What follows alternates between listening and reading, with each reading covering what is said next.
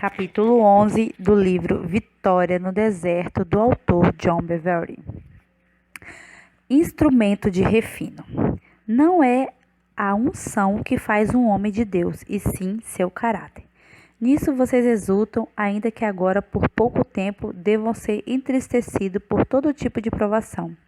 Assim acontece para que fique comprovado que a fé que vocês têm, muito mais valiosa do que a que o ouro, perece, mesmo que refinada pelo fogo, é genuína e resultará em louvor, glória e honra quando Jesus Cristo for revelado. 1 Pedro 1, 6 e 7. Pedro descreve como as lutas e tentações levam ao refino ou à purificação. Entristecidos vem do grego lupeu, onde seu significado é angústia ou aflição. Assim podemos dizer que em tempo de aflição, nosso coração está sendo refinado. Saiba disso. Nos últimos dias sobreviverão tempos terríveis de estresse. Os homens serão egoístas, avarentos, presunçosos, arrogantes, blasfemos, desobedientes aos pais, ingratos, ímpios, sem amor pela família, irreconciliáveis, caluniadores, sem domínio próprio, cruéis, inimigo do bem, traidores, precipitados, soberbos, mais amantes dos prazeres do que amigos de Deus, tendo aparência de piedade, mas negando o seu poder. Afastando-se também, como Janes e Jambres se opuseram a Moisés, esses também resistem à verdade. A mente deles é depravada, são reprovados na fé, não irão longe, porém, como no caso deles, a sua insensatez se torna evidente a todos. Mas vocês têm seguido de perto meu ensino, a minha conduta, meu propósito, a minha fé, minha paciência, o meu amor, minha perseverança, as perseguições e os sofrimentos que enfrentei, coisas que aconteceram em Antioquia, Icônia e Listra. Quantas perseguições suportei, mas de todas essas coisas o Senhor me livrou. De fato, os que desejavam viver piedosamente em Cristo Jesus serão perseguidos, contudo os perversos impostores irão de mal a pior, enganando e sendo enganados. Você pode ler lá em 2 Timóteo 3, do 1 ao 5, depois no 8 até o 13. Esses textos bíblicos não lhe soam como uma descrição do estado atual do mundo? Claro que sim, parece ter uma manchete nos jornais atuais. O mais triste é que também descreve com precisão a situação da igreja. Veja que o texto começa dizendo que nos últimos dias virão tempos terríveis. Esses tempos de estresse, em parte, virão através de impostores que possuem uma aparência de santidade, mas não têm nenhum fruto. É importante notar que a unção não é obrigatoriamente sinal de aprovação de Deus na vida de uma pessoa. Paulo exortou Timóteo a que imitasse seu estilo de vida. Paulo sabia que os frutos da vida de Timóteo seriam os elementos que levariam adiante a unção e a missão para o qual Deus havia comissionado. Observe também que mesmo que tenha realizado milagres e curas através dele, não era isso que Paulo achava importante que Timóteo observasse e seguisse. Ele disse a Timóteo que seguisse o seu exemplo de caráter, que seria validado pelo fruto do Espírito. Mas o fruto do Espírito é amor, alegria, paz, paciência, amabilidade, bondade, fidelidade, mansidão e domínio próprio. E contra essas coisas não há lei. Está em Gálatas 5, 22 ao 23. Uma das fontes de estresse serão os impostores, cujo estilo de vida é descrito por Paulo em 2 Timóteo do 3, do 2 ao 4. A outra fonte de aflição de fora da igreja, de homens perversos do sistema mundial. Os impostores, terão uma aparência de santidade, mas como dizemos na igreja, serão gente que só sabe falar. Alguns até apresentarão sinais sobrenaturais. O coração dessas pessoas, no entanto, não está voltado para Deus nem para o seu povo, mas para si mesmo e seus interesses. Olha o que Paulo diz bem no meio daquilo tudo. Todos os que desejam viver piedosamente em Cristo Jesus serão perseguidos. A perseguição é parte do processo de refino. Mas de onde virão as perseguições? Dos impostores que estão infiltrados no meio do povo de Deus?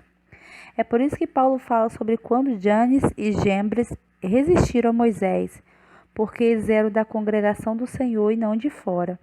Paulo descreve algumas perseguições e perigos que enfrentou no ministério e diz que algumas das aflições que ele enfrentou vieram da parte dos falsos irmãos. Está lá em 2 Coríntios 11 ao 26. O processo de refinamento, ainda que não se limite a isso, pode vir de pessoas que antes viviam em plena comunhão com Deus, mas que se afastaram dele. Ela pode ter a aparência de santidade e até apresentar um discurso de santidade, mas seu coração está voltado para si mesmo e não para o Senhor. Veja o clamor de Davi. O meu coração está acelerado, os pavores da morte me assaltam, temor e tremor me dominam. O medo tomou conta de mim. Se o inimigo me insultasse, eu poderia suportar. Se um adversário se levantasse contra mim, eu poderia defender-me. Mas logo você, meu colega, meu companheiro, meu amigo chegado, você com quem eu partilhava agradável comunhão enquanto íamos à multidão festejar na casa de Deus. Eu, porém, clamo a Deus e o Senhor me salvará. Está em Salmo 55, do 4 ao 5, 12, 14 e 16. Deus escolheu Davi para ser rei. Ele foi ungido diante de sua família e de seus amigos pelo profeta Samuel, cercado pelo favor de Deus. Davi passou direto de um pastor de ovelhas para assessor de Saul. Ao derrotar Golias no campo de batalha, Davi ganhou uma vitória impressionante para Israel, além da filha de Saul como esposa. Ele tinha um lugar de honra à mesa do rei e vivia no palácio. Jonathan, o filho do rei, tornou-se o seu melhor amigo, sendo que Saul saía para trabalhar. Davi o acompanhava e parecia que o treinamento de Davi para o trono estava quase completo. Tudo que ele fazia prosperava. Tudo ia bem até que um dia o povo começou a elogiá-lo comparando com Saul.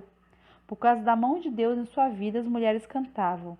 Saul matou milhares, Davi dezenas de milhares. Está lá em 1 Samuel 18, 7. A partir daí, a verdadeira natureza do rei começou a se revelar em iras e ciúmes. Ele amava Davi enquanto ele trazia vantagens para o seu reino, mas a partir de então começou a vê-lo como uma ameaça. Para proteger seu reino, ele tentou matar Davi, atirou a lança contra ele e depois armou um exército para matá-lo assim que o encontrasse. Durante 16 anos, ele caçou Davi de caverna em caverna no deserto. Davi deve ter se perguntado: o que foi que eu fiz de errado? Ser rejeitado por Saul deve ter deixado profundamente magoado. Ele amava e admirava o rei Saul, mas agora estava usando a loucura de Saul para refinar Davi. Mas agora Deus estava usando a loucura de Saul para refinar Davi. Você pode argumentar que Saul também foi ungido por Samuel, Saul para refinar Davi. Mas agora Deus estava usando a loucura de Saul para refinar Davi. Você pode argumentar que Saul também foi ungido por Samuel. Sim, ele era ungido de Deus. No entanto, a unção não é um sinal de aprovação de Deus. A princípio, o jovem Saul era humilde em relação a si mesmo, mas como acontece com muitos homens que não foram refinados ou quebrantados, quando alcançam o sucesso ou o poder, revelam sua verdadeira natureza. Não é a unção que faz um homem de Deus, e sim seu caráter. As Escrituras e a própria história são cheias de exemplos de pessoas que tiveram sucesso, mas que caíram por não possuir o caráter necessário para lidar com ele. Cultivar ou produzir frutos leva tempo, mas antes que comece o cultivo, uma semente tem que ser colocada no solo e morrer para si mesma. Os dons, por outro lado, não podem ser cultivados, mas são dados como um presente. Pode ser concedido instantaneamente, portanto não se engane. Jesus disse que pelos frutos reconheceríamos um verdadeiro homem de Deus e não pelos seus dons. O fruto do Espírito é o selo de aprovação de Deus na vida de uma pessoa e não os dons do Espírito. O deserto é onde a pessoa é purificada e o caráter de Deus se desenvolve dentro dela. O verdadeiro servo de Deus é forjado na fornalha da aflição e da perseguição.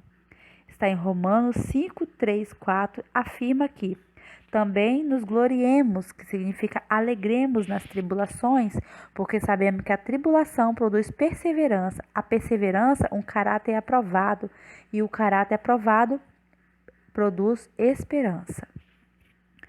O selo de aprovação de Deus está na vida de Davi porque ele era um homem segundo o coração de Deus, não um homem segundo o seu reino.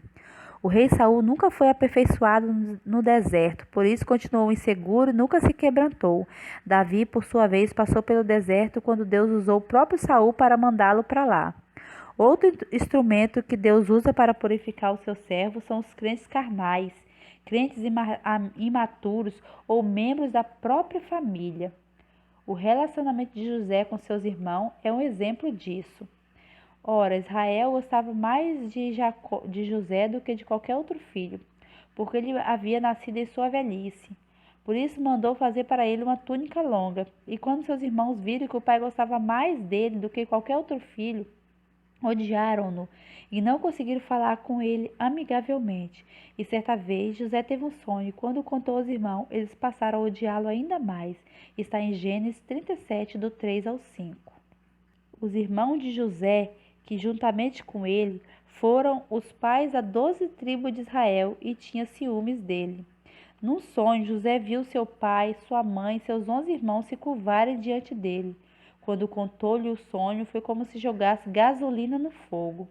Um dia, depois disso, seus irmãos foram pastorear o rebanho no campo e depois de certo tempo, Jacó enviou José para ver se tudo estava bem.